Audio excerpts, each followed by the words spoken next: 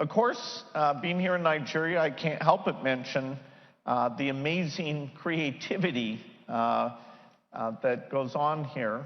Afrobeats from Nigeria are popular everywhere.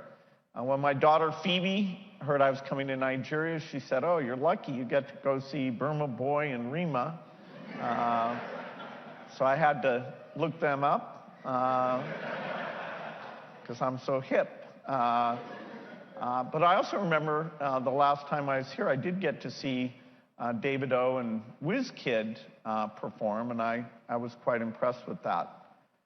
So my kids think I've come to a very hip place.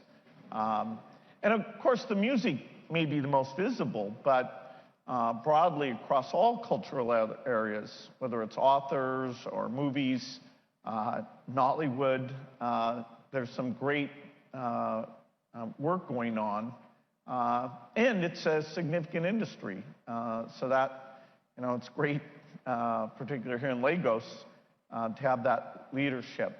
So across many areas, the creativity and entrepreneurship really is why I'm optimistic that despite huge challenges, Nigerians will have a great future and bring wonderful things to the world.